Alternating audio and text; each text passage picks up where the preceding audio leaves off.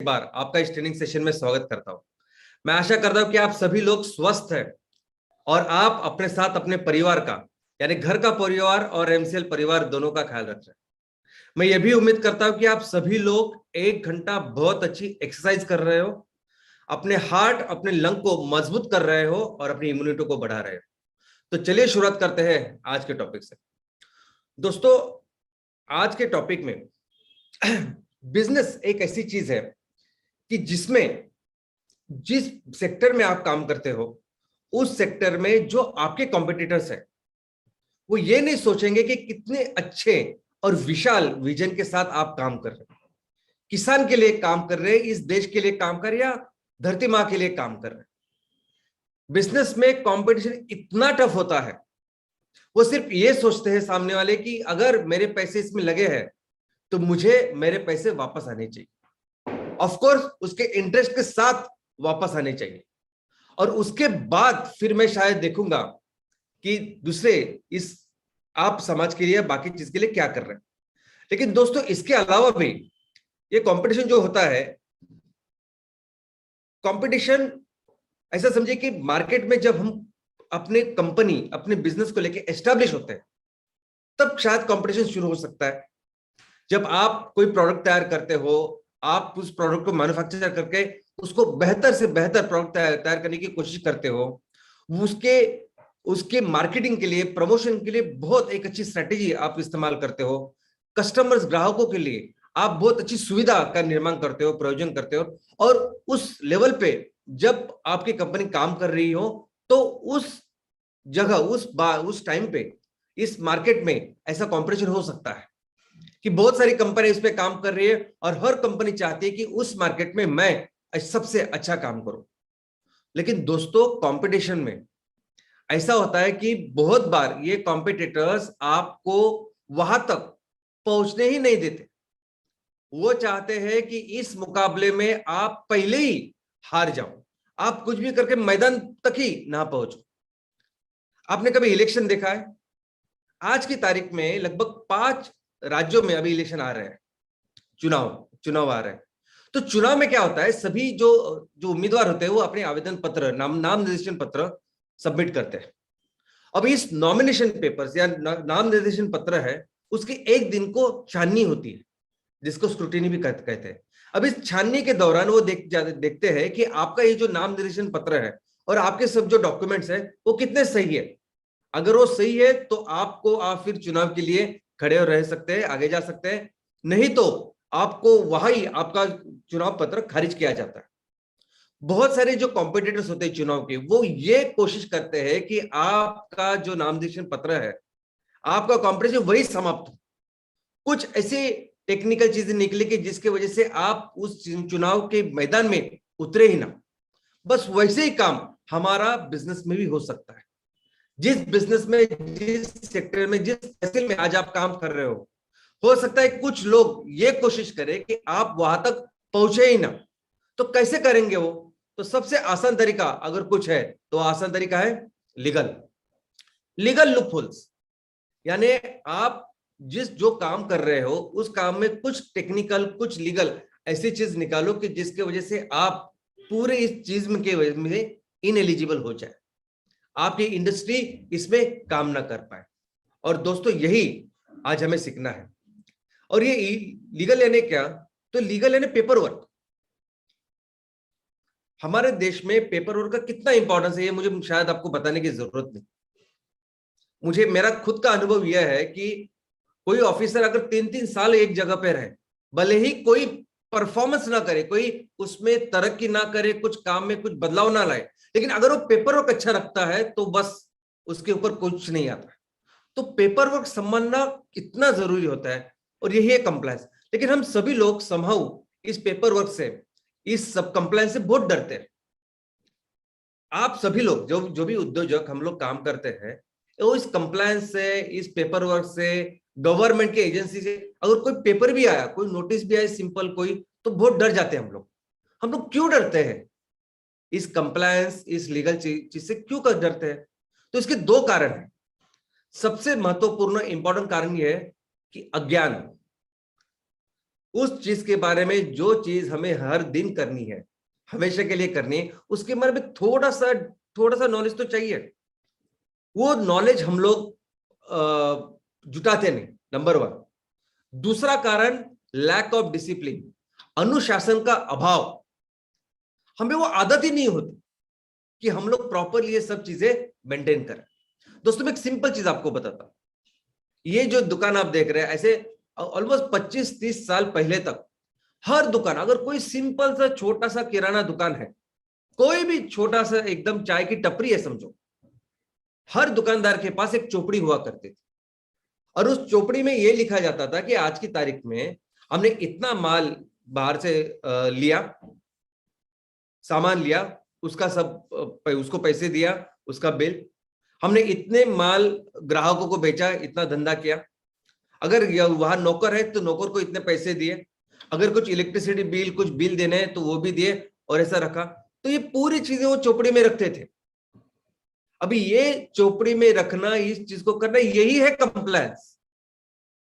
यानी वो तो दिन तो बहुत मुश्किल थे कि उस टाइम पे बाकी सब हाथ से लिखना पड़ता था, सब करते थे।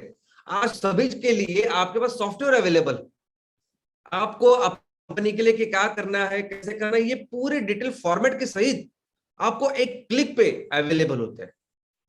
तो फिर क्या क्या चीज होती है कि जिसकी वजह से हम लोग करते नहीं और डरते रहते हैं बार बार, कंप्लायंस कंप्लायंस कंप्लायंस। दोस्तों मैं आपको कहूंगा कि हमें इसमें एक्सपर्ट होने की जरूरत नहीं, हमें कुछ डिग्री लेनी नहीं है, कुछ करना नहीं है, लेकिन जिस विषय में हम लोग काम कर रहे हैं, अगर हम लोग एमपीओ के लिए काम कर रहे हैं, एमपीओ में काम कर रहे हैं, एमपीओ को प्रमोट कर रहे हैं, और वो बहुत मुश्किल काम है, 10,000 15,000 मेंबर बनना वो बहुत मुश्किल काम है। अगर वो हम लोग कर रहे हैं तो थोड़ा सा वक्त, थोड़ा सा काम हमारी जिम्मेदारी ये भी है कि हम लोग उसके बारे में अपना नॉलेज बढ़ाएं। और उस नॉलेज बढ़ाने के लिए आपको बहुत बड़े बड़े ग्रंथ लाने की जरूरत नहीं, तो आपको मार्केट में बहुत छोटी छोटी किताबें मिलती है दोस्तों, एकदम छोटी सी। यानी अगर आप बहुत बड़े ग्रंथ वगैरह, जैसे मैंने कहा कि हमें डिग्री नहीं हासिल करनी है, लेकिन अगर एमपीओ के बारे में आप बात कर रहे हैं, प्रोड्यूसर कंपनी के बारे में बात कर रहे हैं, या कोई भी चीज जिसमें आप इन्वॉल्व हो, उसके बहुत छोटे से बुक आपको बाजार में, मार्केट में अवेलेबल है। और उस बुक में क्या लिखा है अगर आपको समझ में नहीं आता, तो उसको एक्सप्लेन करने के लिए टीचर्स यानी कंसल्टेंट भी मार्केट्स में अवेलेबल है। तो बस यही काम हमें करना है। अगर हम लोग प्रोड्यूसर ऑर्गेनाइजेशन में काम कर रहे हैं तो उसकी छोटी सी किताब, और जो शब्द आपको समझते नहीं, जो चीज आपको समझते नहीं, तो ऐसे टीचर्स जो मार्केट में है, जो सीए हो सकते हैं, सीएस हो सकते हैं, उनको आप पूछ के अपना नॉलेज बढ़ा सकते हो। और कई सारे एग्जाम्पल, मैं हमेशा कहता हूं कि इतिहास पढ़ना बहुत जरूरी है, बहुत सारी चीजें हम लोग सीखेंगे।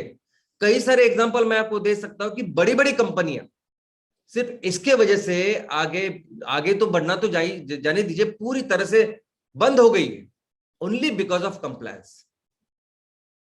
और दूसरा है टैक्सेशन, टैक्सेशन स्ट्रक्चर। ये टैक्सेशन को लेके भी हम लोग हमेशा चिंतित रहते हैं। हमें लगता है क्या, लेकिन मुझे लगता है कि टैक्सेशन यानी आपने जितना रेवेन्यू किया, जितना धंधा किया, जितना खर्चा है आपका, उसमें से जितना भी प्रॉफिट आपका निकलता है, वो प्रॉफिट में जितना टैक्स बनता है वो दे देते हैं ना हम लोग गवर्नमेंट। वो जो पैसे हमारे पास बचते हैं, हमारा तो ऐसी बिजनेस पॉलिसी कि हम लोग ज्यादा से ज्यादा लोगों के लिए खर्च करने वाले, तो वो एक बार खर्च करने के लिए उसको टैक्स नहीं लगेगा, लेकिन जो बचेगा उसमें आराम से हम लोग गवर्नमेंट का जो कुछ है बनता है उसको टैक्स देना है, और आराम से शांति से चिंता रहित रात को सोना है।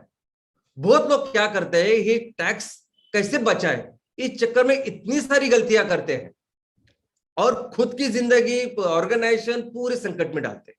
इसकी कोई जरूरत नहीं है दोस्तों। और ये बातें, ये जो मैं बातें आपको कह रहा है, ये आपको अभी तक कोई देखेगा नहीं।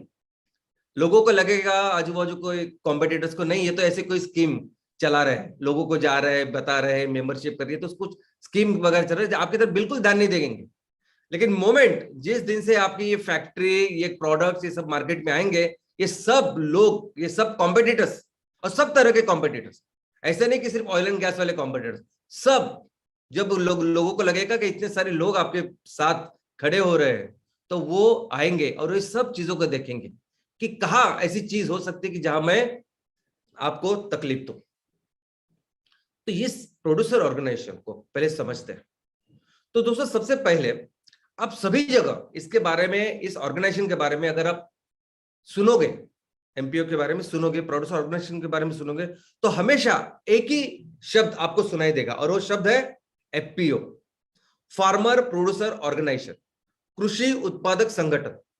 यानी गवर्नमेंट का डिपार्टमेंट हो या प्राइवेट हो या न्यूज़पेपर हो या इकोनॉमिक बिजनेस के कुछ न्यूज चैनल्स हो, हर जगह एक ही वक्त एक ही वर्ड आता है और उसका नाम है FPO, farmer producer organisation.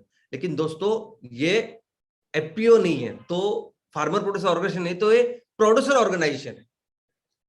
Producer organisation यानी प्राथमिक सेक्टर में काम करने वाले, जो प्राथमिक चीजें बनाने में इन्वॉल्व है वो लोग। और इसमें किसान भी हो सकते हैं और बगैर किसान भी हो सकते हैं, फार्मर भी हो सकते हैं, नॉन फार्मर भी हो सकते हैं। आप इसमें खेती भी कर सकते हो, लेकिन खेती के साथ पशुपालन है, मच्छी फिशरीज है, और इसके रिलेटेड मधुमक्खी पालन से लेके दूध से लेके जो कुछ कर सकते वो भी है। लेकिन उसके साथ हस्तकला, कुछ हैंडीक्राफ्ट कुछ है वो भी शामिल है। अगर हमारे गांव में कुटीर उद्योग है, छोटा सा ग्राम उद्योग है, वो भी शामिल है। ये सभी लोग इस प्राइमरी सेक्टर में जो काम कर रहे हैं उनको हम लोग प्रोड्यूसर ऑर्गेनाइजेशन में उनको इकट्ठा कर सकते हैं। दोस्तों अभी इसकी शुरुआत कैसी हुई? तो 1969 में एक वाई के अलग कमेटी की स्थापना हुई। अब ये वाई के अलग कौन है? तो ये साहब जिनको आप देख रहे हैं, ये हमारे देश के बहुत जाने माने एक अर्थतज्ञ थे। वो हमारे देश के एक सेंट्रल गवर्नमेंट, सेंट्रल मिनिस्टर भी रह चुके हैं। दुनिया की सबसे बड़ी, जो सबसे इंपॉर्टेंट जो यूनिवर्सिटी है अर्थशास्त्र की, वहां उन्होंने अपनी पढ़ाई की।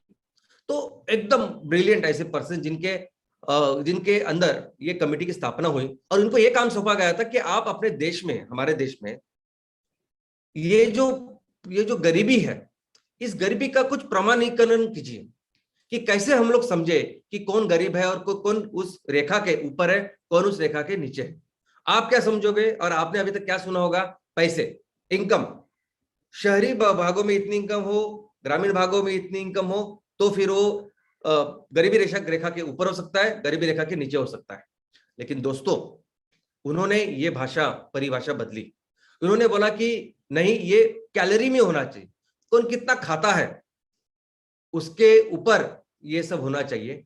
लेकिन ये तो रही एक बात जो इन्होंने प्रमाणीकरण दिया। लेकिन उन्होंने कहा कि अगर हमें जड़ से इस गरीबी को हटाना है तो एक ही काम करना पड़ेगा, और वो काम था खेती, एग्रीकल्चर। उन्होंने बोला कि अगर हमें इस गरीबी को ही हटाना है, चाहे वो रुपए के इसमें आप कैलकुलेट करिए, नहीं तो कैलोरीज में, अगर इसको हमेशा के लिए हटाना है तो हमें एग्रीकल्चर के ऊपर फोकस करना पड़ेगा, हमारे खेती के ऊपर ध्यान देना पड़ेगा। और उस खेती को कैसे हम लोग बिजनेस की तरह करें, प्रॉफिटेबल करें, किसानों को पैसे दें, उससे ये गरीबी हटेगी। और तब से फिर ये रिकमेंडेशन आया और पहली बार 2002 में हमारा जो कंपनीज एक्ट है, जिसके तहत पूरे कंपनियों का कारोबार चलता है, उसमें पहली बार वो इंट्रोड्यूस हुआ। तो दोस्तों हम ये जो एमसीएल प्रोड्यूसर ऑर्गेनाइजेशन, ये आप सभी लोग जो काम कर रहे हैं, ये काम इस प्रोड्यूसर ऑर्गेनाइजेशन इसके एक्ट के तहत होता है और इसमें किसान, बगैर किसान सभी लोग पार्टिसिपेट कर सकते हैं। अभी इसके संविधान को समझने की जरूरत है। अभी संविधान यानी क्या? एक भारत का संविधान आपने सुना है। भारत का संविधान क्या करता है? तो हमारा पूरा देश किन तत्वों पे चलेगा, कैसे चलेगा, उसकी मार्गदर्शक तत्व, उसकी पद्धति पूरी तरह से हमारे इस संविधान में है।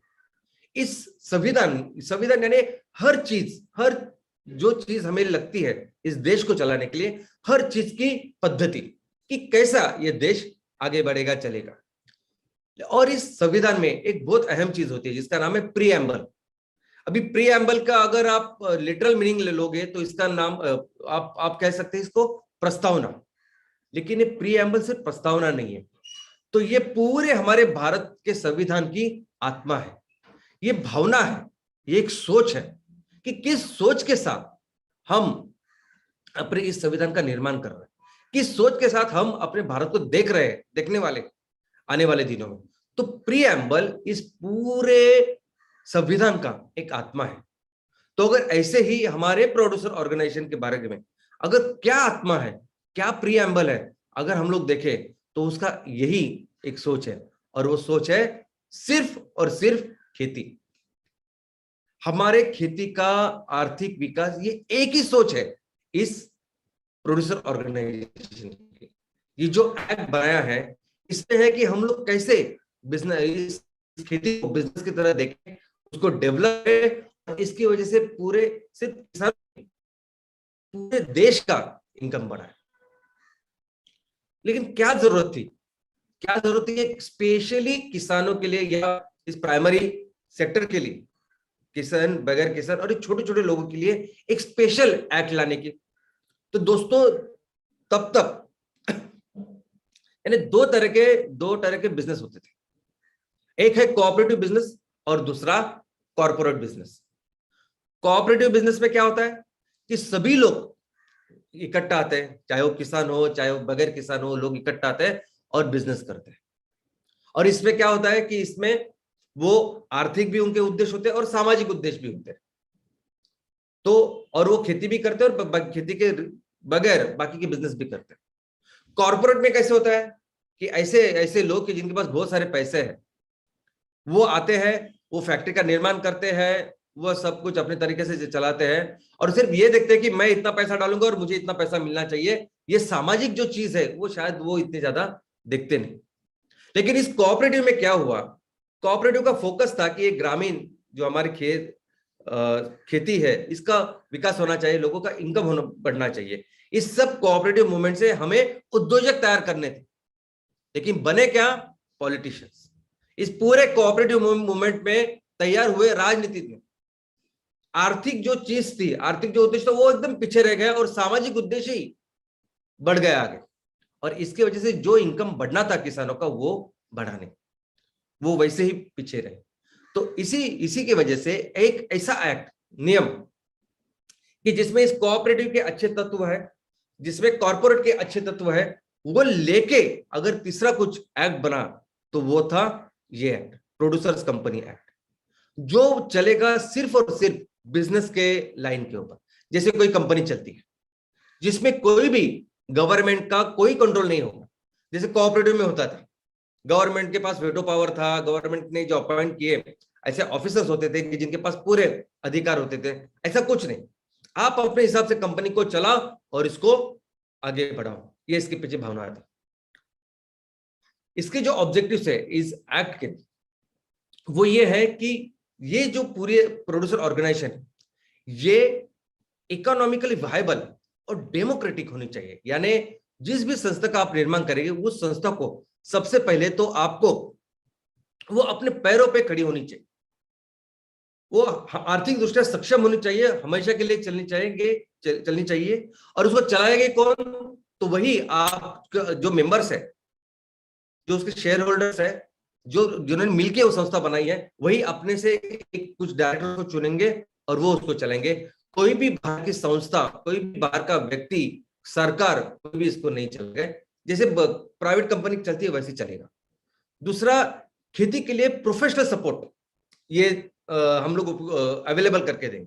यानी खेती में अगर एक अकेला किसान अगर कुछ खेती करता है तो उसको वो एफोर्ड नहीं कर सकता कि ये सब प्रोफेशनल चीजें, लेकिन एक बार इकट्ठा आप आ गए तो आपको सभी के लिए वो प्रोफेशनल जो सपोर्ट लगता है, जो उसमें विशेषज्ञ होते हैं, जो बेटर चीजें होते हैं, उसका सपोर्ट तैयार करना। तीसरा कि इस खेती के लिए इस प्राइमरी सेक्टर को बढ़ावा देने के लिए जो भी चीजें आपको लगती है, जो रिसोर्सेस लगती है, टेक्नोलॉजी लगती है, ज्ञान लगता है, इनपुट्स लगते हैं, ये सब उसका अवेलेबल करके देना। आपकी चीजों को जो आप तैयार करते हैं, किसान तैयार करते हैं, उनको राइट एक अच्छा मार्केट तैयार करके देना। और ऑफ कोर्स अगर जब एक चीज ये खेती अगर ऐसी चीज बन गई कि जिसमें हम लोग पैसा डालते हैं और हमको अच्छा रिटर्न मिलता है, अगर एक बार आपने करके दिखा है तो बहुत सारे लोग आ सकते हैं, इन्वेस्टर आ सकते हैं कि जो इसमें पैसा डालें और उस पैसे के साथ फिर से इस खेती का विकास हो सकता है। और इसमें सेंट्रल गवर्नमेंट का ये रोल था कि सेंट्रल गवर्नमेंट की एक डिपार्टमेंट है उनका, DAC, department of agriculture and cooperation. ये डिपार्टमेंट है, ये इस पूरी चीज का नोडल डिपार्टमेंट है। ये डिपार्टमेंट है कि इसने इस पूरी योजना को प्रस्तावित किया, आगे बढ़ाया, सभी गाइडलाइन वगैरह सब कुछ इस डिपार्टमेंट से आती है। लेकिन ये जो डिपार्टमेंट है इसके अंदर ही एक संस्था है इसी डिपार्टमेंट के अंदर, जिसका नाम है SFAC, small farmers agri business consortium. तो दोस्तों ये जो संस्था है ना SFAC, ये तो 100% डेडिकेटेड है इस चीज के लिए। तो अगर मैं कहूं कि वन विंडो, ये पूरे जो प्रोड्यूसर कंपनियां हैं भारत में पूरी हर जगह, तो उनको गाइडलाइन वगैरह सब कुछ देने का जो काम करती है वो करती है SFAC अंडर सेंट्रल गवर्नमेंट। इसके अलावा जो स्टेट गवर्नमेंट है, हर स्टेट गवर्नमेंट अपने हिसाब से ये जो इसको जो बढ़ावा देने का काम है वो करती है, क्योंकि एग्रीकल्चर वैसे देखा जाए तो स्टेट का सब्जेक्ट है, सहकार देखा जाए तो स्टेट का सब्जेक्ट है। तो इस तरह से सहकार तो अभी एक सेंट्रल केंद्रीय मंत्रालय भी खुल गया है, लेकिन एग्रीकल्चर स्टेट का सब्जेक्ट है, तो स्टेट अपने डिपार्टमेंट से इसको बढ़ावा देने का काम करती है। तो इसकी कुछ गाइडलाइन हमको समझने होंगे दोस्तों। इसके गाइडलाइन प्रोड्यूसर ऑर्गेनाइजेशन क्यों बनाई, क्या सोच के बनाई, ये आपको और बेहतर समझेगा जब आप समझेंगे कि इसको बनाते कैसे। सबसे पहले हम लोग जानते हैं इसके गाइडलाइंस। नंबर 1, इसका एक पहला जो प्रिंसिपल है वो प्रिंसिपल है ओपन एंड वॉलंटरी मेंबरशिप। इसका मतलब है कोई जात, धर्म, लिंग, भेद, इसके आधार पर कोई भेदभाव नहीं होगा, कोई भी इसका मेंबर बन सकता है। दूसरा है डेमोक्रेटिक, यानी यहां जो इसको चलाएंगे वो सिर्फ होंगे फार्मर, किसान। यहां कोई भी बाहर के व्यक्ति इसको चलाएंगे नहीं, और जो चलाने वाला जो संचालक मंडल रहेगा, जो डायरेक्टर्स की बॉडी रहेगी, उनको भी चुन के देंगे वही लोग, चुनाव करके इसको चुन के देंगे। और हर आदमी, हर व्यक्ति, चाहे उसके पास कितने भी वोट्स हो, चाहे आपके पास 5 वोट हो या 5,000 हो, सॉरी कितने भी शेयर्स हो प्रोड्यूसर ऑर्गेनाइजेशन के, चाहे आपके पास 5 शेयर हो या 5,000 शेयर्स हो, आपको सिर्फ एक ही वोट मिलता है। ये इसका खास फीचर है। इकोनॉमिक पार्टिसिपेशन, आप इसके कैसे मेंबर्स बन सकते हैं, कैसे सदस्य बन सकते हैं, तो आपको आर्थिक सहयोग करना पड़ता है, यानी आपको इसके शेयर्स लेने पड़ते हैं, आपको कुछ आर्थिक चीज इसमें इन्वॉल्व करनी पड़ती है। तो एक ही तरीका है किसी भी प्रोड्यूसर ऑर्गेनाइजेशन के मेंबर बनने का, वो है शेयर्स लेना। शेयर्स के अलावा इसका कोई तरीका ही नहीं है। और ये कंप्लीटली एक स्वायत्त और स्वतंत्र ऐसी संस्था है, कोई भी बाहर की ऑर्गेनाइजेशन, कोई भी गवर्नमेंट की ऑर्गेनाइजेशन इसको कंट्रोल नहीं कर सकती। और ये इसका एक प्रिंसिपल ये है कि ये रेगुलरली हमारे किसानों के लिए ट्रेनिंग, एजुकेशन, इंफॉर्मेशन, इसके बारे में जानकारी दे, रेगुलरली उनको बताए। देखो ऐसे होता है कि अभी मैं डॉक्टर हूं, मैंने अभी डॉक्टरी पास की है और मैं अभी अपना क्लिनिक चला रहा हूं, और कोई बहुत सीनियर है जिनकी उम्र 60-70 साल है और बहुत साल से प्रैक्टिस कर रहे हैं। लेकिन अगर कोई नई उपचार पद्धति आती है डॉक्टरी में, कोई नए ड्रग आता है, कोई नया दवा आती है, तो उस दवा को समझाने के लिए, बताने के लिए, ट्रेनिंग देने के लिए हमारे सेमिनार्स होते हैं, और इसमें सभी लोग रहते हैं, नए भी होते हैं, जूने भी होते हैं, पुराने भी होते हैं, और इनको बताते हैं। उस सेमिनार को हम लोग कहते हैं कि कंटिन्यूअस मेडिकल एजुकेशन, CME। वैसे ही किसानों के साथ भी होना चाहिए ना। हमारे किसान 50 साल से भी जो खेती पहले 50 साल पहले करते थे वो आज भी कर रहे हैं। तो इस खेती के क्षेत्र में जो भी बेहतर से बेहतर टेक्नोलॉजी आ रही है, डेवलपमेंट हो रही है, वो हमारे किसानों को मिलना चाहिए। एक बहुत इंपॉर्टेंट प्रिंसिपल इसका है। दूसरी अच्छी बात है कोऑपरेशन, यानी कई सारे प्रोड्यूसर ऑर्गेनाइजेशन एक दूसरे के साथ मिलके बिजनेस कर सकते हैं, और ये हमारे लिए बहुत अच्छा है। सोचे कि ऐसा तहसील कि जहां ग्रामीण क्षेत्र ज्यादा है, जहां खेती ज्यादा है, वहां ज्यादा हम लोग इस बायोफ्यूल का निर्माण कर सकते हैं। शायद वहां बेच नहीं सकते ज्यादा, क्योंकि वहां शहरी भाग कम होगा, मार्केट कम होगा, लेकिन वही जो बना हुआ फ्यूल है वो हम लोग ऐसी जगह पे लेके जा सकते हैं, ऐसी तहसील में कि जहां मार्केट अच्छी है, और वहां बेच सकते हैं। तो ऐसा कोऑपरेशन इस सभी प्रोड्यूसर ऑर्गेनाइजेशन में हो सकता है। और ऑफ कोर्स अपने समाज के लिए कंसर्न, अपने समाज के लिए दायित्व, और मुझे लगता है कि एमसीएल में इस सबसे अहम, सबसे इंपॉर्टेंट ऐसी चीज है। तो दोस्तों इसको समझते हैं प्रोसेस, इसके कैसे फॉर्म होता है। तो ये भी, ये देखिए जो चीज है, अभी हम सभी लोग अपने अपने तहसील में इस चीज को प्रमोट कर रहे हैं, लेकिन इसके पीछे जो विचार था, टेक्निकल चीज तो आपको कहीं भी मिल जाएगी, किताब आप पढ़ेंगे तो आपको टेक्निकल पता चल जाएगा। लेकिन ये सेमिनार, ये जो प्रेजेंटेशन, इसके जरिए मैं आपको ये बताना चाहता हूं कि इसको सोच को भी समझिए आप, ओके, कि सोच को समझिए कि किस तरह से हम लोग अगर डेवलपमेंट करने की सोच रहे हैं, एग्रीकल्चर की तरफ देख रहे हैं, तो किस तरह से जो जिन्होंने प्लानिंग की उन्होंने सोचा होगा। तो नंबर 1 कि कोई तो चाहिए इस चीज को इनिशिएट करने के लिए। तो अभी गवर्नमेंट ने कायदा कानून बनाया, उन्होंने बनाया कि किसान, आप सब लोग आप इकट्ठा आओ, आप ये सब करो, हम लोग बाहर से आपको कुछ तंग नहीं करेंगे या कोई इंटरफेयर नहीं करेंगे, ओके। लेकिन कोई तो शुरुआत करनी चाहिए। बहुत बार क्या होता है कि एक अच्छा तरीका ये होना चाहिए कि आप लोगों को एजुकेट करते हो, ज्यादा से ज्यादा किसानों को, लोगों को बोलते कि देखो ऐसे ऐसा प्रोड्यूसर ऑर्गेनाइजेशन आप कर सकते हो, लेकिन इसको बहुत टाइम लग सकता है, शायद हो भी ना, क्योंकि कौन आएगा आगे और ये करेगा। तो इसके लिए उसने और एक चीज की व्यवस्था की है जिसका नाम है रिसर्च इंस्टीट्यूशन इस एक्ट में।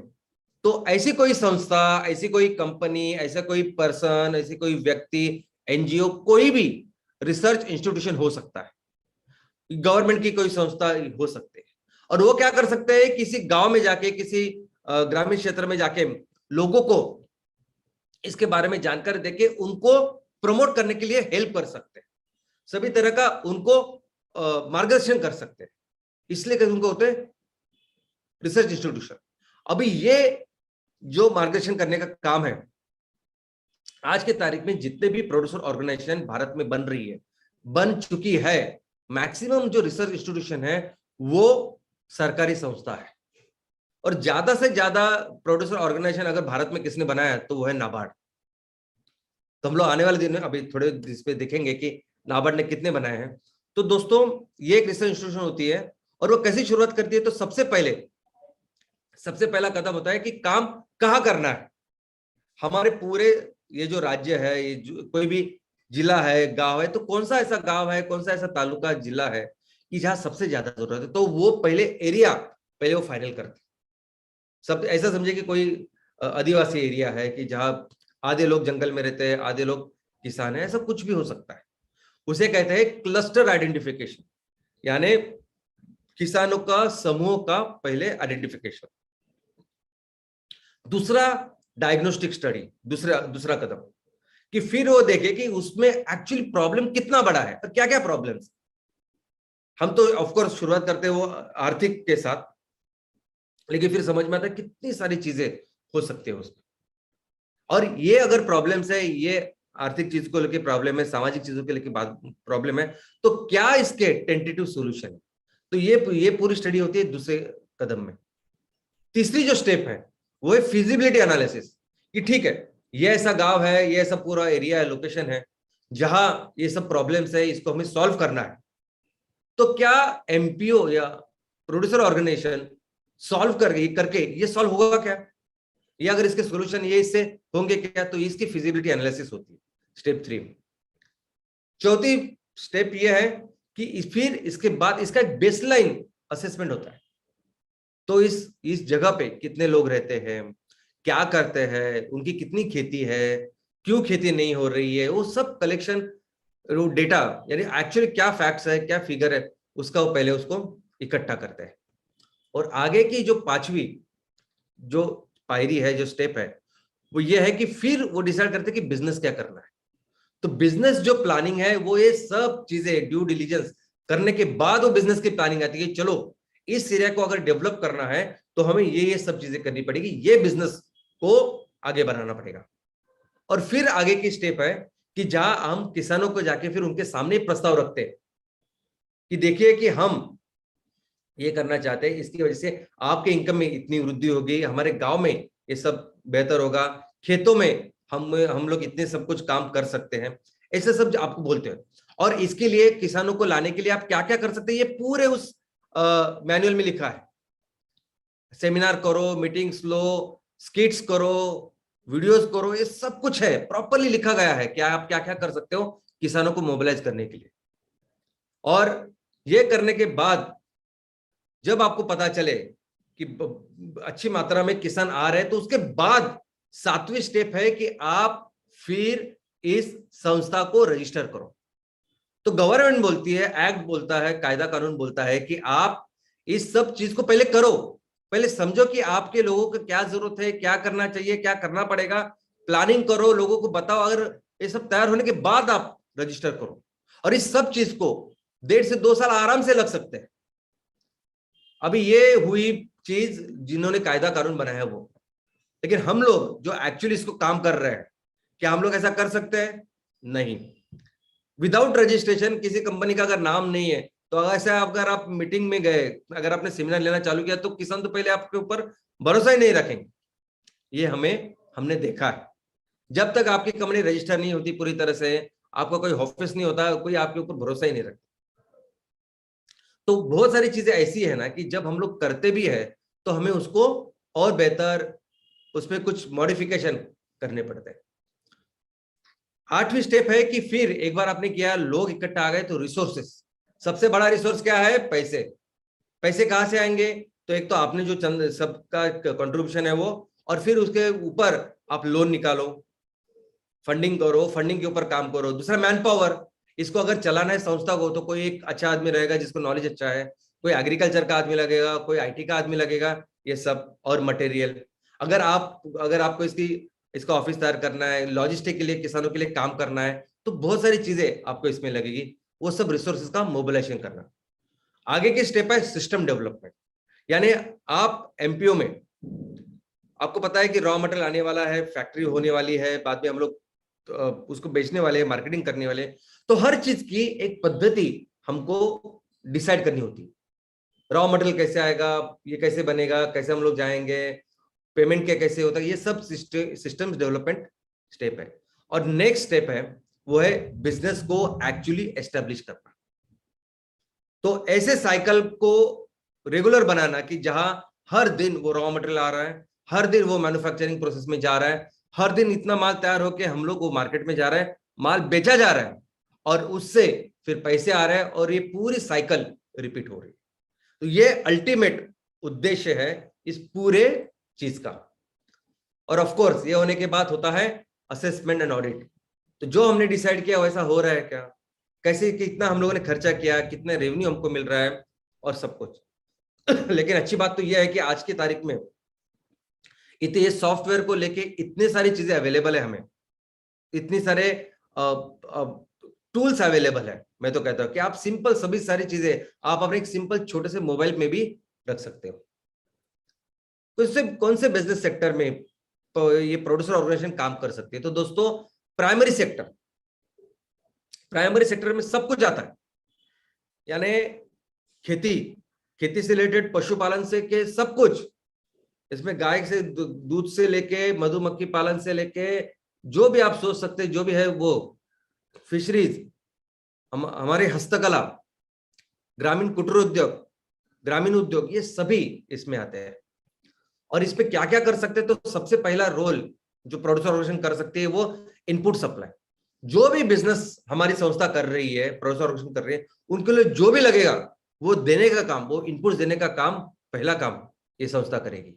दूसरा, वो सब चीजें जो किसान तैयार करेंगे, उगाएंगे, उसको लेके उसको पैकेज प्रॉपरली करना, उसकी लॉजिस्टिक, ये काम भी ये संस्था करेगी। नेक्स्ट, इस चीज को मार्केटिंग करना। तो मार्केटिंग की भी कैसी व्यवस्था, ये अच्छा मार्केट आपको मिलना चाहिए, इसका भी ख्याल ये संस्था रखेगी। Next, financial services. और अभी बहुत सारे ऐसे एरियाज है कि जहां पैसे लगते हैं किसानों को, और इसी के लिए तो किसान कर्जा लेते हैं। तो ये सभी पैसे देने का भी काम 100% प्रोड्यूसर ऑर्गेनाइजेशन कर सकती है। किसानों के लिए पैसा खड़ा करने का भी काम, रेज करने का काम भी कर सकते हैं, और वो लेके उनको दे सकती है। आगे है टेक्निकल सर्विसेज। जो भी बेहतर टेक्नोलॉजी मार्केट में आती है, किसानों के लिए आती है, एग्रीकल्चर के लिए आती है, वो देने का काम भी ये संस्था कर सकती है। इंश्योरेंस सर्विसेज, सिर्फ आपके प्रोडक्ट का इंश्योरेंस नहीं, जो किसान, जो हम लोग खेतों से लाएंगे वो तो प्रोडक्ट का ही नहीं, आप लोगों का इंश्योरेंस, जो हमारे मेंबर्स है उनका इंश्योरेंस, अगर आप गाय भैंस पाल रहे हो तो उनका इंश्योरेंस, इस सब का इंश्योरेंस का सर्विस भी वो कर सकते हैं। तो दोस्तों सब कुछ इस एक्ट में, कायदे कानून में ऐसा लिखा गया है कि सब कुछ जो भी आपको लगता है कि उस बिजनेस के लिए, एग्रीकल्चर एज अ बिजनेस के लिए जो करना चाहिए वो सब कुछ ये प्रोड्यूसर ऑर्गेनाइजेशन कर सकता है, इसमें लिखा है। लेकिन एक बात देखिए, एक बात इस एमपीओ के बारे में, अभी आप सभी प्रमोटर हो, आपको हमेशा जिंदगी भर याद रखनी पड़ेगी, वो ये है कि इस प्रोड्यूसर ऑर्गेनाइजेशन को चलाना, एमपीओ को चलाना, इसका मतलब है आप एक पब्लिक लिमिटेड कंपनी चला रहे हैं, बस, फुल स्टॉप। यानी हमको माल पता है कि कंपनी के कितने सारे प्रकार है, प्रोप्राइटरशिप है, जॉइंट वेंचर है, या एलएलपी है, पार्टनरशिप है, पब्लिक लिमिटेड है, सॉरी प्राइवेट लिमिटेड है, और कई सारे प्रकार हो सकते हैं। लेकिन सबसे ज्यादा कंप्लायंस, सबसे ज्यादा पेपर और किसमें आता है, पब्लिक लिमिटेड में। सबसे ज्यादा फोकस किसके ऊपर होता है, पब्लिक लिमिटेड कंपनी। तो उसके कुछ एडवांटेजेस है, बाकी सब कुछ है। ऐसा समझिए एमपीओ को चला के आप एक पब्लिक लिमिटेड कंपनी ही चला रहे हो, कुछ कम नहीं है। आपको ऐसा अगर लगेगा कि मैंने 10,000 मेंबर किए, 15,000 मेंबर किए, अभी ज्यादा कुछ फर्क नहीं पड़ता, तो ऐसा बिल्कुल नहीं है। वो कॉम्पिटिटर, वो कंपटीशन का हमेशा याद रखना। और इस पब्लिक लिमिटेड कंपनी को चलाने, यानी कोई इसका टेंशन लेने की जरूरत ही नहीं। गवर्नमेंट ने जो कुछ कंप्लायंसेस बनाए हैं, जो कुछ बनाया है, किसके लिए बनाया है, आपके लिए, अपने बिजनेस के लिए तो बनाया है। ये बिजनेस, ये सब कुछ आर्थिक विकास हो, इसके लिए तो बनाया है। लेकिन इसके साथ साथ उनको ये भी देखना है कि कोई गलत काम ना करे, बस इसके लिए वो कंप्लायंसेस है। तो इससे बिल्कुल डरने की जरूरत नहीं, लेकिन इसको बिल्कुल किसी भी हालत में आप नजरअंदाज भी नहीं कर सकते। आपको सिर्फ वही चोपड़ी का काम करना है, अपनी चीजें बराबर रखनी है। अगर कंपनी बोलती है, प्रोड्यूसर कंपनी का एक्ट बोलता है कि आपको साल में 4 बार मीटिंग लेनी है, यानी 3 महीने में 1 बार मीटिंग लेनी है, तो लेनी है सभी सभासदों की। वो एक्ट अगर बोलता है कि आपको इस साल में 1 बार इलेक्शन लेके वो डायरेक्टर्स का चुनना है उनको, तो चुनना है। और ये चीजें ऐसी है ना कि जब तक आप करते नहीं, आपको वो समझ में नहीं आता है वो कितनी सिंपल है, आसान है, कर सकते हैं आप। ये ड्राइविंग जैसे काम है, जब तक आप गाड़ी चलाते नहीं, सीखते नहीं, आपको सबसे मुश्किल काम वो गाड़ी चलाना लगता है। वैसे ही इस कंप्लायंसेस का काम। तो आपकी ये company, producer company, company act 2013 इससे ही चलेगी जैसे कोई भी पब्लिक लिमिटेड कंपनी चलती है। सारे जो काम है उसका एक चार्ट ही बनाइए ना आप, कि मुझे ये साल में ऐसे 4 मीटिंग करनी है, हर महीने में जीएसटी का रिपोर्ट देना है, और साल में अगर देखो आपने लोग पैसे लिए, खर्च किए, प्रॉफिट ही नहीं किया कुछ, तो किसी कोई टैक्स देने का तो सवाल ही नहीं आता। लेकिन ये जो आपका जमाबंद है, आपका जो बैलेंस शीट है, ये तो आपको दिखाना पड़ेगा ना कि देखो हमने इतना सब पैसा लिया, ये सब काम किया, अभी तक बिजनेस की शुरुआत नहीं, और ये हमारा बैलेंस शीट है, ये हमने दी आपको। तो ठीक है ना, तो यही करने की जरूरत है, बाकी कुछ नहीं है। हर हफ्ते एक दिन आप रखो कि हर हफ्ते में एक दिन, एक बार आप ये करोगे, और सभी रिकॉर्ड, सभी अकाउंट को ठीक से हम लोग जैसे एक डिसिप्लिन की तरह रखते हैं, अनुशासन के जैसे रखते हैं। इवन स्कूल में जो हम लोग करते हैं ना, कि स्कूल में तो मुझे लगता है कि ज्यादा काम करना पड़ता है ये सब रखने के लिए चीजें, उससे बहुत कम काम है। और मैं हमेशा बोलता हूँ कि जो काम आपने ये इतने 15,000 मेंबर जो आप करते हैं ना, ये बहुत मुश्किल काम था। ये ऐसा काम है कि दुनिया में कोई काम नहीं करता। और ये जो काम बोल रहे हैं ना मैं, अकाउंट और रिकॉर्ड, ये तो ऐसे भी लोग करते हैं कि जिनको सिर्फ बनाने के लिए करना है। जैसे मैंने सरकारी बाबू का एग्जांपल दिया आपको, और ऐसे बहुत सारे लोग हैं प्रमोटर जो प्रोड्यूसर कंपनी इसलिए बनाते हैं कि उनको कुछ कुछ सेवा, शासन, गवर्नमेंट की कुछ स्कीम होती है, उसका लाभ उठाना होता है। बस वो उसके लिए अच्छा जबरदस्त पेपर वर्क उनका रहता है, भले फील्ड पे काम जीरो हो। तो आप ये सब कुछ बहुत ही आसानी से, आराम से कर सकते हो। लेकिन वो क्या स्ट्रैटेजी है कि जिसकी वजह से हम इस सब कंपटीशन से आगे रहेंगे? Blue ocean strategy. 2 तरह की स्ट्रैटेजी, रेड ओशन स्ट्रैटेजी जिसमें एक ही समंदर में सभी लोग एक दूसरे का खून कर रहे हैं, खून बहा रहे हैं उस कंपटीशन के लिए, बिजनेस के लिए। और एक दूसरी स्ट्रैटेजी कि जिसमें हम अपने खुद का एक सागर निर्माण कर रहे हैं, ओशन निर्माण कर रहे हैं, और जहां हमें इस कंपटीशन की जरूरत ही नहीं देखने की। तो कैसे कर सकते हो, तो उसका तरीका क्या है? तो दोस्तों, उसका तरीका पहले मैं आपको बता दूं कि इसकी बेसिक अंडरस्टैंडिंग यह है कि आज देखो हम लोग एमपीओ डिस्कस कर रहे हैं, ओके। तो एमपीओ जब डिस्कस कर रहे हैं तो मैं आपको ये पूरा करके इसके इसके बारे में आपको बता रहा हूं। तो एमपीओ का एक सोल्यूशन दे रहा हूं कि देखो एमपीओ में ऐसी ऐसी चीजें हैं, ये सब होता है, सब ऐसे करना पड़ता है। लेकिन जिस तरह के बिजनेसेस हम लोग कर रहे हैं, आप हम पूरे एमसीएल फैमिली में हम लोग जो काम कर रहे हैं, आपको पता नहीं कि आने वाले दिनों में क्या क्या बेचेंगे आप। आने वाले दिनों में 100% ऑर्गेनिक इडली भी बेचनी है आपको, आने वाले दिनों में 100% ऑर्गेनिक वड़ा पाव भी बेचना है, और बिस्किट भी, ग्लूकोज बिस्किट। तो आने वाले दिनों में तो इतने सारे बिजनेस एंटिटीज होगी, फ्रेंचाइजी हो सकती है, सेल्फ हेल्प ग्रुप हो सकता है, और कुछ चीजें हो सकती है। तो इतना सारा काम हमें बिजनेस में करना है। ये बात सिर्फ एमपीओ की नहीं है, एमपीओ क्या है वो समझाने की। आज के दिन में तो बायोफ्यूल स्टार्टअप भी है, एमबीएस। आज की तारीख में तो एमवीपी भी है, विलेज प्रोजेक्ट। इसके अलावा बहुत सारी चीजें आने वाली है। तो हर बार ये टेम्पररी मैं आपको दवाई नहीं दे सकता। मैं चाहता हूं कि आप सक्षम बने, मैं चाहता हूं कि आप अपने पैरों पे खड़े हो, आप आत्मनिर्भर हो जाए कि एक्चुअली कोई भी चीज अगर नहीं आती है, नहीं करनी है, तो कैसे उसको करें, कैसे हमेशा इस कंपटीशन के आगे रहे, इस कंप्लायंस लीगल के भी आगे रहे। और उसका दोस्तों एक ही तरीका है, और वो तरीका है ज्ञान। वो एक ही तरीका है कि इसके बारे में अपना ज्ञान बढ़ाओ, पढ़ो, समझो, पढ़ो, पढ़ाई करो और समझो।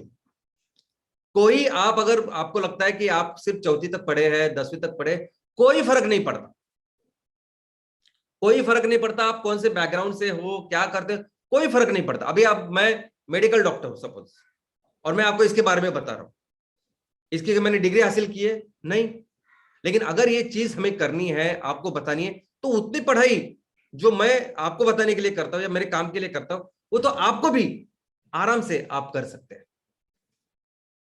दोस्तों, एमसीएल इस पूरे सेक्टर में पायोनियर है। एमसीएल आज की तारीख में हम सभी लोग मिलकर जो काम कर रहे हैं ना, वो जिंदगी में अभी तक किसी ने किया नहीं, पूरी दुनिया में कहीं नहीं हो रहा है। ये सादा बायो सीएनजी का हम लोग जो जिस प्लांट की शुरुआत आपके तहसील में कर रहे हैं ना, 100 टन पर डे इनपुट का, और जो कर रहे हैं, करने वाले हैं, कर रहे हैं, जिसकी शुरुआत अभी हो चुकी है बहुत जगह पे। ये प्लांट भी इस कैपेसिटी का पूरी दुनिया में कहीं लगा हुआ नहीं है, सिर्फ बायो सीएनजी का, और ऐसे प्रॉपर सिस्टमैटिक वे में। और दूसरा, हम लोग तहसील में इतना ही नहीं, हम तो अपने तहसील के अपना जो पोटेंशियल है इसके अनुसार प्लांट लगाने वाले हैं। आपके तहसील में कम से कम 10, 15, 20, 25 ऐसे प्लांट लगेंगे कम से कम। तो ये रही बात बायो सीएनजी की। लेकिन वैसे ही organic farming, eco friendly project, ये प्रोडक्ट्स, इसके बारे में जो हम लोग काम कर रहे हैं ना, ये पूरे दुनिया में जिस लेवल का हम लोग काम कर रहे हैं अभी, वो नहीं करते हैं कोई। प्रोड्यूसर ऑर्गेनाइजेशन में भी हम लोग जिस लेवल का प्रॉपर सब कुछ ब्लू प्रिंट लेके आज की तारीख में काम कर रहे हैं, ऐसे नहीं कोई काम कर रहा है। हम पहली बार है जो काम कर रहे हैं। तो दोस्तों, इसके लिए आपको पहले पढ़ना पड़ेगा इसके बारे में। कोई नहीं है बाहर जो आपको बताएगा, इसके बारे में पूरी जानकारी देगा, उसके पास पूरी किताब होगी, ऐसा कोई नहीं बाहर। या ऐसा समझिए कि एक डॉक्टर है जो अपने बहुत अच्छी प्रैक्टिस कर रहा है बाहर, अपनी उसकी क्लिनिक है, बहुत फेमस है, अच्छा है, और अचानक से आप उसके पास जाते हो और उसको बोलते हैं कि मुझे कोरोना की दवाई बताओ कि मैं कोरोना को मैं कैसे प्रिवेंट करूं। अब इसको पता ही नहीं कोरोना क्या है। कोरोना तो पहली बार उसने कभी उसके किताब में होगा, वो कब होगा, और उस किताब में भी कोरोना वायरस का एक छोटा सा मेंशन है, जो मैंने भी पढ़ा है, छोटा सा मेंशन। किसी को क्या पता कि ये कोरोना के बारे में इतनी पूरी आंधी आने वाली है और सब कुछ तबाह होने वाला है। तो फिर बाद में वो डॉक्टर जाएगा, उस कोरोना वायरस के बारे में पढ़ेगा, उसकी सब जानकारी लेगा, इन्वेस्टिगेट करेगा, दवाई ले, तब जाके आपको बताएगा ना। वैसे ही सेम अपने प्रोड्यूसर ऑर्गेनाइजेशन का है।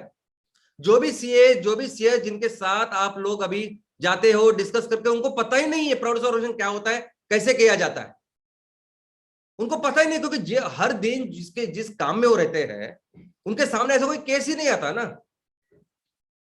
हो सकता है कि एक आध दूसरे जिन्होंने काम किया हो, लेकिन बहुत सारे लोग सीए तो उनको पता ही नहीं कि इसकी क्या क्या सब चीजें हैं। उनको जाके पढ़ना पड़ेगा, काम करना पड़ेगा, तब जाके वो आपको गाइड कर पाएंगे।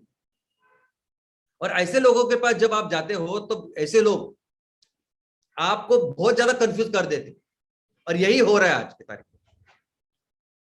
आप इसके बारे में यहां वहां जाने की कोशिश करते हो, यहां वहां पूछते हो, लेकिन और ज्यादा से ज्यादा कंफ्यूज होते हो, जबकि बात बहुत ही सिंपल है। और मैं आज आपको वो पूरा क्लियर करने वाला हूं। मैं आपको कुछ इसके पहले कुछ स्टैटिस्टिक्स यानी इसके बारे में, इस प्रोड्यूसर ऑर्गेनाइजेशन के बारे में एक्चुअली क्या परिस्थिति है वो बताना चाहता हूं। अभी अक्टूबर 21 में नाबार्ड के जो चेयरमैन है, उन्होंने पत्रकार परिषद ली और उन्होंने बताया सभी को कि भारत में ऑलमोस्ट अभी 10,000 प्रोड्यूसर ऑर्गेनाइजेशन है, और उसमें से 5,000 नाबार्ड ने प्रमोट किए हैं, और उसमें से कुछ ऐसे कि जिनको अभी हम लोग लोन भी दे रहे हैं, ऐसा उन्होंने कहा। तो आने वाले दिनों में ये प्रोड्यूसर ऑर्गेनाइजेशन को हम लोग आगे बढ़ाएंगे और ये सब कुछ। ओके दोस्तों, और ये सही है। नाबार्ड ने 2014-15 में 200 करोड़ का फंड रखा बाजू में, और वो इसके लिए कि इस 200 करोड़ के साथ 2,000 प्रोड्यूसर कंपनी हम लोग तैयार करेंगे। यानी एक प्रोड्यूसर कंपनी तैयार करने के लिए कितने पैसे रखे? 10 लाख। और वो कब तक? वो पहले 1.5-2 साल जब तक होता है तब तक। उसके बाद वो कंपनी जो कुछ करना चाहेगी उसके लिए लोन भी उन्होंने रखा है नाबार्ड में। वो तो अलग है, वो तो 200 करोड़ में नहीं है। लोन रखा है, ग्रांट रखी है, अगर आप बराबर से उसको परफॉर्म करते हैं, अगर इसको आप देते हैं तो आपको 20% ग्रांट भी, ये सब कुछ नाबार्ड ने किया है और तब से नाबार्ड करती आ रही है। लेकिन आज की और ये सब जानकारी आपको इस पोर्टल पे मिले।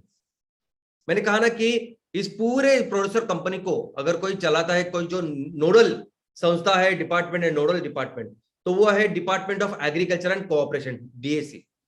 और उसके अंदर ये जो संस्था है SFAC, small farmers agri business consortium, ये पूरे इस चीज की प्रोड्यूसर ऑर्गेनाइजेशन की एक वन विंडो संस्था है जो पूरी तरह से डेडिकेटेड है सिर्फ इसके लिए। आप इसके अगर पोर्टल पे जाओगे ना, तो अपने देश में, अपने राज्य में कितने प्रोड्यूसर ऑर्गेनाइजेशन है, किसने कितना प्रमोट किया है, नाबार्ड ने कितने प्रमोट किए हैं, एसएफएसी ने कितने प्रमोट किए हैं, आपके एग्रीकल्चर डिपार्टमेंट ने कितने प्रमोट किए हैं, ये सब कुछ आपको लिस्ट, ये पूरा एक एक्सेल दिखाई देगा।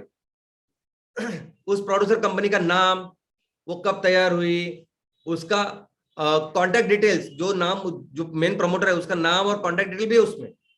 और एंड में है ऑब्जेक्टिव यानी किस उद्देश्य के साथ ये इस प्रोड्यूसर कंपनी को तैयार किया है। तो अभी इस प्रोड्यूसर कंपनी के उद्देश्य अगर आप देखोगे ना, तो वहां तो ऐसा है कि यानी ज्वार कर रहे हो, इसकी खेती कर रहे हो, चावल की खेती कर रहे हो, गेहूं की खेती, बस इतना ही लिखा है। क्रॉप्स लिखे, सिर्फ क्रॉप्स, खेती से हम लोग जो उत्पादन लेते हैं उसका नाम लिखा है सिर्फ प्रोड्यूसर ऑर्गेनाइजेशन में।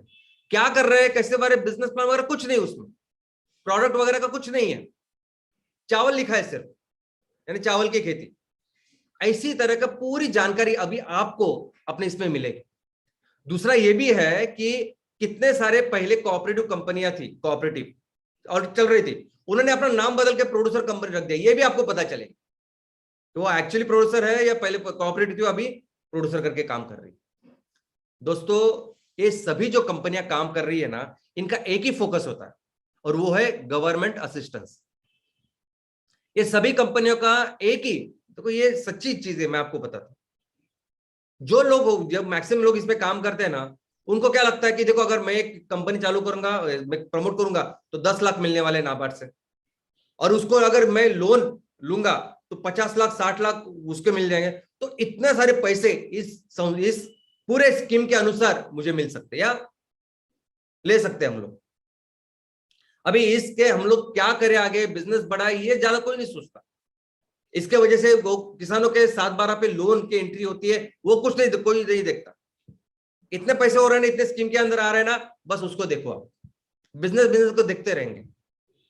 धीरूभाई अंबानी साहब ने बिजनेस सब चालू किया 500 रुपए से चालू किया। आप बताइए, सबको मालूम है ये स्टोरी, क्योंकि उन्होंने ये सोचा कि अगर मेरे पास 500 रुपए है तो मैं कैसे इस 500 रुपए के 5,000 रुपए बनाऊं और कैसे आगे बढ़ू, उससे बढ़ा। और यहाँ 10 लाख आपको दे रहे हैं, 50 लाख दे रहे हैं, लेकिन आपका फोकस क्या है, कैसे मैं इससे अपने, मुझे कितना फायदा होगा ये पैसे लेके लोन के। और फिर ऑब्जेक्टिव में, कंपनी के ऑब्जेक्टिव में सब कुछ डालते हैं। हम लोग दूध का भी काम करेंगे, हम लोग रासायनिक सेंद्रीय खेती भी करेंगे, सब कुछ करेंगे। 25 चीजें लिखते हैं। क्या करना है, कैसे करना है, क्या कौन देखता है, देखते हैं सिर्फ ये लोन। अब ये नाब किसान फाइनेंस करके एक स्पेशल लोन है सिर्फ इस चीज के लिए। तो नाबार्ड अपनी तरफ से पूरा कोशिश कर रही है, लेकिन हमारा तरीका, हमारा जो देखने का नजरिया है, काम करने का तरीका है, वही बहुत गलत है। और इसी के लिए होती है ऐसी परफॉर्मेंस। मैं आपको ना एक परफॉर्मेंस अभी दिखाता हूं, देखो ये परफॉर्मेंस। अभी ये परफॉर्मेंस है, ये एक रिपोर्ट से ली है मैंने, जो रिपोर्ट अवेलेबल है, नेट पे भी अवेलेबल है, आपको भी मैं दे सकता हूं। महाराष्ट्र गवर्नमेंट में, महाराष्ट्र में सबसे ज्यादा प्रोड्यूसर ऑर्गेनाइजेशन है। ये रिपोर्ट तैयार की है महाराष्ट्र के एग्रीकल्चर के जो सेक्रेटरी है वो, और एशियन डेवलपमेंट बैंक, इन दोनों ने मिलकर एक पूरा पीपीटी है।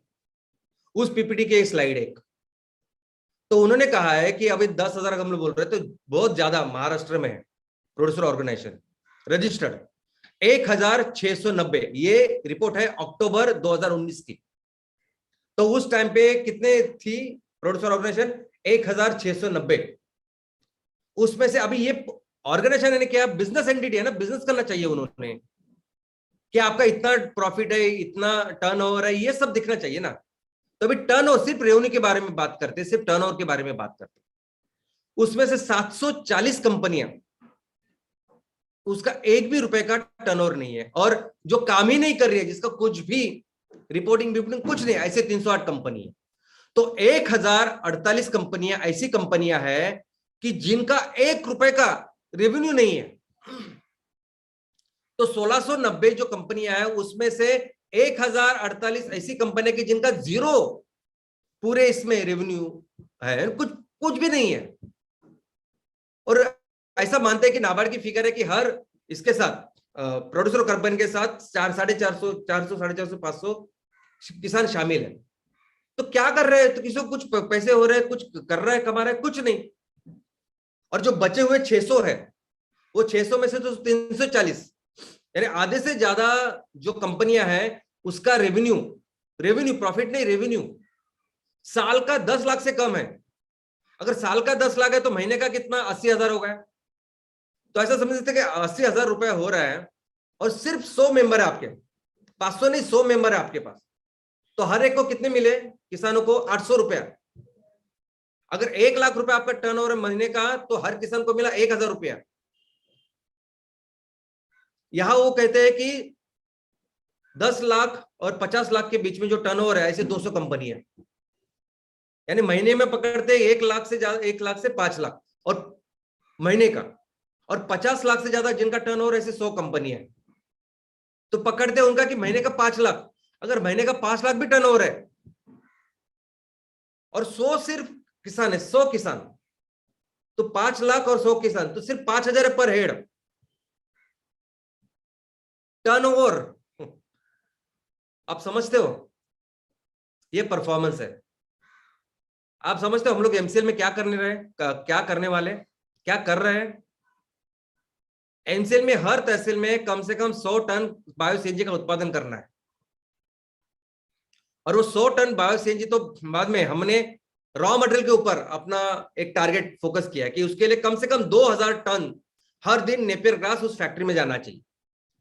आज आप शुरू करने वाले हैं 100 टन के साथ, तो ऐसे 20 यूनिट कम से कम हमको लगानी है आपके तहसील में, क्योंकि पोटेंशियल है उतना। देखो हम लोग ऐसे ख्वाब नहीं देख रहे, आपके गांव में अगर आप भी काम करते तो आपको पता होगा, 1500 हेक्टेयर अगर जमीन चाहिए तो वो तो आप आराम से आज भी आपके पास तैयार होगी। तो उस 1500 हेक्टेयर से फिर ये 2000 टन हर दिन का आने वाला है। और 2000 टन जब हर दिन का अपने फैक्ट्री में आएगा, किसानों को हम हर दिन 20 लाख रुपए देंगे, हर दिन। और हर दिन जब 20 लाख रुपए आप किसानों को देंगे, टर्नओवर करेंगे, तब वो साल का होता है 72 करोड़, 72 करोड़। एक हमारे तहसील के एमपीओ का जो टर्नओवर है, उसकी ये कैलकुलेशन हमारी है मिनिमम। और ये मन घड़न नहीं, कुछ ऐसा नहीं, मुझे पता है कितने सारे आप खुद काम कर रहे हो। 1500 हेक्टेयर आपके यहाँ तहसील में आज तैयार है। यूं ही नहीं, हम लोग पूरी दुनिया में आर्थिक महासत्ता थे। 90% हम लोग जीडीपी तैयार कर रहे थे, क्योंकि ये हो रहा था एग्रीकल्चर के साथ जो हमें अभी करना है। तो अभी coming back again, legal compliances. अभी इस कंप्लायंसेस के बारे में, लीगल के बारे में, एमपीओ के बारे में मैं आज आपको कुछ रिसोर्स मटेरियल देने वाला हूं। ऐसा रिसोर्स मटेरियल की जो आपको अपने पास उसकी कॉपी तैयार करनी है, निकालनी है इमीडिएटली। आज ये अपना प्रेजेंटेशन खत्म होने के बाद इमीडिएटली मैं आपको मटेरियल देने वाला हूं, जो आपको सिर्फ पढ़ना है। सबसे पहला है ये मैनुअल। दोस्तों, एक एमपीओ मैनुअल किसने बनाया मालूम है आपको? ये बना है उसी उन नोडल संस्था ने, department of agriculture and cooperation. ये बनाया है उनके तहत जो पूरी तरह से फोकस जो काम करी एसएफएससी ने, उन्होंने बनाया। और ये हिंदी में भी है, अंग्रेजी में भी है। इसको पढ़ने के लिए सिर्फ 2 घंटे लगते हैं। अगर आप एक जगह पे बैठोगे ना तो 2 घंटे में ही आप पढ़ पाओगे। लेकिन ऐसा समझते कि आप कभी पढ़ते ही नहीं, आप ज्यादा कुछ पढ़ने की आदत नहीं, फिर भी मुश्किल से 1 दिन लगेगा आपको इसको पढ़ने के लिए। इतना सिंपल, इतना आसान शब्दों में इसको लिखा गया। जो भी आपको आज की तारीख में क्वेरीज है ना, एक भी क्वेरी नहीं रहेगी अगर आप इसको सिर्फ पढ़ोगे तो। इसके अलावा एक एफएक्यू मैं आपको दे रहा हूं। ये एफएक्यू नाबार्ड ने बनाया है खुद। ये थोड़ा सा बड़ा है, 150 पेजेस का है। इसमें तो दुनिया की कोई ऐसी चीज नहीं प्रोड्यूसर ऑर्गेनाइजेशन के बारे में जो इन्होंने एक्सप्लेन नहीं किया। यानी ऐसे भी उन्होंने दिया कि ये प्रोजेक्ट है, इस प्रोजेक्ट को इतने पैसे लगेंगे, आप अगर प्रोड्यूसर कंपनी बनाते तो उसको इतने पैसे लगेंगे, और वही हो सब कुछ रिसर्च ऑर्गेनाइजेशन के हिसाब से। उससे लेके आप कितने मेंबर, क्या करोगे, कैसे करोगे, कितना क्या करना है, पूरे फॉर्मेट बिरमट सब कुछ इसमें दिया। तीसरा अगर आप कंप्लायंस के बारे में सोच रहे हैं, आप सीएस को पूछते हो ना क्या करना है, कैसे करना है, तो उनके ही डिपार्टमेंट ने एक इंस्टीट्यूशन है, सभी सीएस उन्होंने बहुत अच्छा काम किया है। तो सभी कंपनी सेक्रेटरीज के उनकी जो संगठना है भारत की, उन्होंने अपने सभी सीएस के लिए एक फ्रीक्वेंटली आस्क्ड क्वेश्चन यानी एफएक्यू, यानी जो क्वेश्चन और उसके आंसर ऐसे बनाए, इतने छोटे से, यानी हमारे सीएस उनको पता चले कि क्या होता है प्रोड्यूसर के, उसमें क्या क्या प्रोविजंस है। ये भी आज मैं आपको देने वाला हूं। तो कोई भी ऐसी चीज नहीं है जो इसके, अगर आप इसको अच्छी तरह से पढ़ेंगे और काम कर रहे हैं, सिर्फ इसमें जो टेक्निकल चीज है वो आप पूछो ना, सीएस उनको पूछो, लेकिन पढ़ो। और ये हमेशा आपको देखो, यही तरीका है। आने वाले दिनों में हमें बहुत सारा काम करना है, इस तरीके से ही काम करना पड़ेगा, खुद को एजुकेट करना पड़ेगा, हमेशा पढ़ना पड़ेगा आपको। और आपका और आपके बैकग्राउंड का, पढ़ाई लिखाई का कोई वैसे संबंध नहीं है। मैं नहीं बोलता कि आप बहुत पढ़े लिखे नहीं भी हो तो भी चलेगा, लेकिन जो काम हम लोग कर रहे हैं उसके बारे में इतना तो पढ़ना पड़ेगा आपको। और दोस्तों, आप जो कुछ कर रहे हैं, देखो ये बिजनेस मॉडल्स भी हमारे जो है ना, ये तो बिजनेस सेक्टर एक बात है, ये बिजनेस मॉडल कौन करता है ऐसा काम जो आप सभी ने मिलकर 26 जनवरी को किया? कौन करता है बताइए आप? कौन करता है अपने तहसील के सभी सैनिकों का सत्कार, सम्मान? कौन करता है बच्चों के साथ इतने सारे कंपटीशन लेना, उनको इतना आगे बढ़ाना, उनको इतनी प्रेरणा देना? कौन करता है? कौन करता है कि हमारे सभी लोगों को इकट्ठा लेके उनको अपनी कंपनी में शेयर होल्डर बना के, और जितना ऊपर से प्रॉफिट हो वो भी उनमें बांटो? ये पहली बार कर रहे हैं हम लोग सब, ये पहली बार आपकी वजह से हो रहा है। पायोनियर हम लोग ये ट्रिपल बॉटम लाइन प्रोजेक्ट्स में भी बनने वाले हैं। बहुत सारी चीजें हैं दोस्तों, कि जो पहली बार होगी, कोई नहीं करता। अपने पैसों के अलावा ज्यादा लोग सोचते नहीं, उनको कोई फर्क नहीं पड़ता ग्लोबल वार्मिंग का क्या हो रहा है, किसानों की क्या हालत हो रही है, नहीं फर्क पड़ता उनको। वो खुद एकदम आराम से रहते हैं। आप जो मेहनत करते हो, आप जो कर रहे हो, वो कोई नहीं करता। और मेरी आपसे एक ही रिक्वेस्ट है कि आप जो मेहनत, अभी जितनी मेहनत आपने 10-15 हजार मेंबर करवाने में की, ये थोड़ी सी और एक आदत आप इसमें डालिए। और आप सभी का देखो, आप सभी का ना एक अपना कल्चर है। मैं तो हमेशा बोलता हूं ना कि हर तहसील एक अपना अपना राज्य है। अगर मैं मुंबई में यहां बैठ के बताऊं कि आपको ये सब ऐसा काम करना है, तो वो सभी जगह नहीं चलेगा। आने वाले दिनों में कितने सारे प्रोडक्ट बेचने हमको मार्केट में। हो सकता है कर्नाटक में वो प्रोडक्ट बेचेंगे हम लोग कैसे, फ्रेंचाइजी मॉडल में, फ्रेंचाइजी देंगे तो अच्छे रहेंगे शायद। और हो सकता है ओडिशा में, राजस्थान में हम लोग सेल्फ हेल्प ग्रुप, महिला बचत घट है, उनके माध्यम से उसको बेचे, या और कुछ माध्यम हो सकता है, कोई भी माध्यम हो सकता है। आपको उस तहसील के जो प्रमुख हो, जो मेन प्रमोटर हो, आपको सोचना है।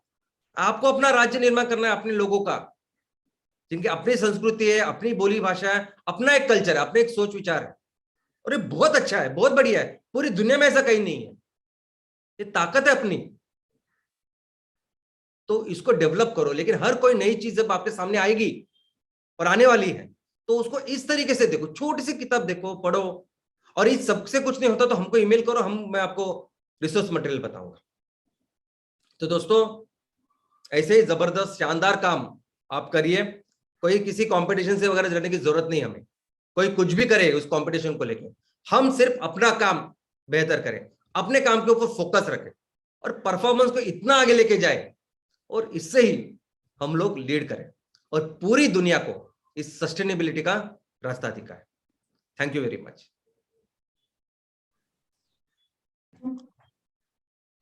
Thank you very much, Sham sir. It was a great show and it was a great, much awaited information by you, जो हम सब लोग इंतजार कर रहे थे कि ये एमपीओ क्या है, ये एमपीओ क्या है। एमसीएल में जो हर बार आके लोग पूछते थे एमसीएल के बारे में टेक्निकल एस्पेक्ट्स, उसको इतनी क्लैरिटी से और सिंपल तरीके से आपने समझाया है, शायद आज बैठे हुए नए और पुराने सारे एमपीओ ओनर्स को भली बाती ज्ञात हुआ होगा कि हम क्या कर रहे हैं और कैसे करना हमको चाहिए। Good morning MCL and MCL India परिवार। आज आपने और एक बार फिटनेस मेडिसिन में शाम सर को सुना, और बहुत सारी बातें शाम सर लास्ट 3 महीने में अपने हम सबको हर फ्राइडे के समझा रहे हैं। पर आज उन्होंने बेसिक में जाके हमें वो मैनुअल समझाया, वो शायद किसी ने पूरी तरह से पढ़ा होगा और पढ़ा होगा, समझा होगा। Thanks a lot Shyam sir, thank you very much. और मैं सबको नम्र आह्वान करता हूं कि इस वीडियो को और एक बार देख के अपने एमपीओ का काम आप ऐसा करिए कि कहीं किसी को कोई उंगली उठाने का मौका न मिले। सो ये हमारे लिए आज के लिए बहुत बड़ा सबक है। And yes, thank you very much Prachi madam कि आज आपने लोगों को ये बताया कि कैसे बिजनेस में, एक एंटरप्रेन्योरशिप में अनएथिकल चीजों को टाटा करके एथिकल चीजों को हम कैसे काटे ला सकते हैं। ये जो टाटा की स्टोरी थी वो भी हमारे प्रेरणादायी थी। So it is one more superb session by both the legendary speakers.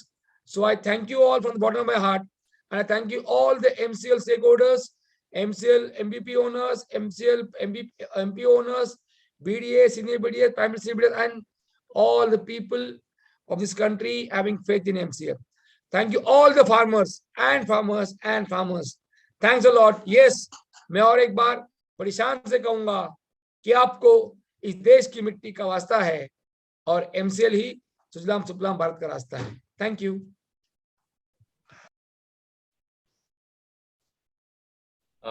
Thank you doctor लेवेस सर, और थैंक यू प्राची मैडम। आपने भी हमें सर जेआरडी टाटा के बारे में बहुत ही अच्छे तरीके से समझा। और थैंक यू श्याम सर, आपने भी हमें एमपीओ के बारे में जो वैधानिक जानकारी थी वो बहुत ही अच्छे और सरल तरीके से समझे। और मैं आप सभी लोगों का शुक्रिया अदा करना चाहता हूँ कि आप भी समय निकाल के इस वेबिनार को ज्वाइन किया और आपने इस वेबिनार को सुना। Thank you very much. और एक महत्वपूर्ण बात, स्वस्थ रहिए, खुश रहिए, अपने सेहत का ख्याल रखिए। और इसी के साथ मैं अभिजीत वर्लीकर, आपका होस्ट, ये घोषित करता हूँ कि आज का वेबिनार यहीं पे समाप्त हुआ। Thank you.